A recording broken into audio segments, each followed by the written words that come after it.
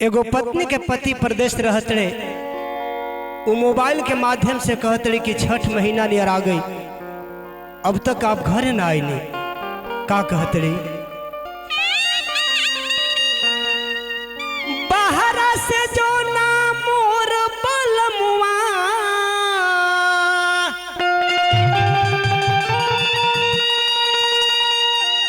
बाहरा से जो ना मोर बलमुआ रहुआ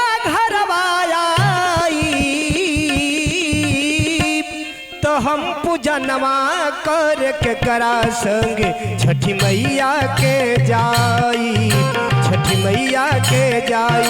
तो हम पूजनवा कर के करा संग छठी मैया के जाई, छठी मैया के जाई। बाहर से जो ना मोर बलमुआ, बाहर से जो ना मोर बलमुआ रहुआ तो हम पूजनवा कर के करा संग छठी मैया के जाई, छठी मैया के जाई। तो हम पूजनवा कर के करा संग छठी मैया के जाई, छठी मैया के जाई।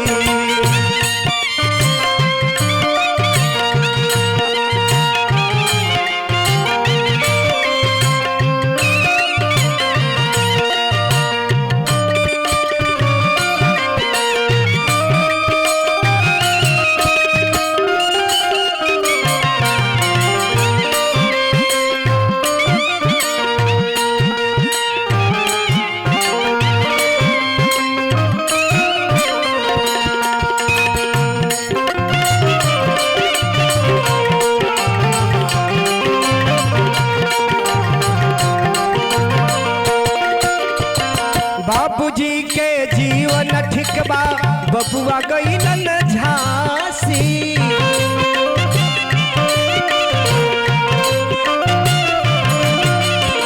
हमर तबियत जनमना बा, उभरल बाटे खांसी।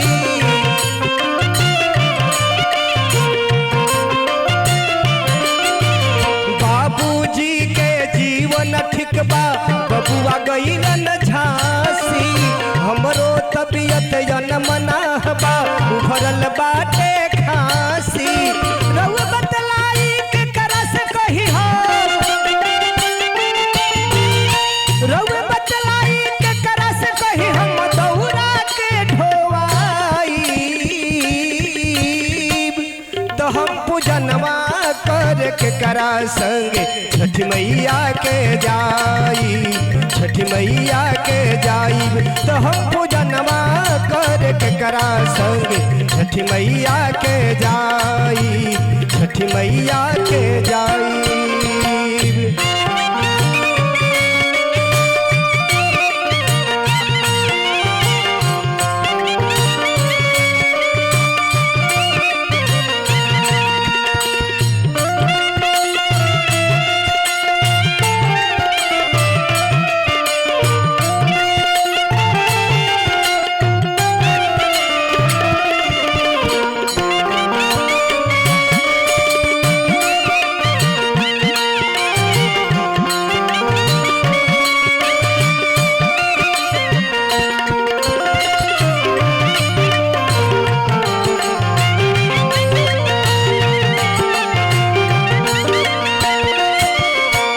जैसे जैसे पूजवा सैया छठ मैया के नियरात बा,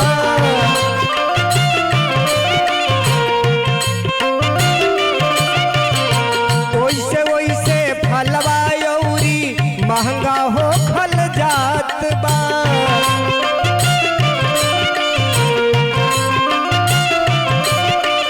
जैसे जैसे पूजवा सैया छठ मैया के नियरात बा, वैसे वैसे फलवा यौरी महंगा हो खल जात बा। कोसी के भरवावे के बाटे, कोसी के भरवावे के बाटे, कैसे हम भराई। तो हम पूजनवा कर के करा संग छठी मैया के जाई, छठी मैया के जाई तो हम पूजनवा करे के करा संग छठी मैया के जाई, छठी मैया के जाई। बहरा से जो नमोन बलमुआ, बहरा से जो नमोन बलमुआ रहुआ घरवा आई तो हम पूजनवा करे के करा संग छठी मैया के जाई, छठी मैया के जाई।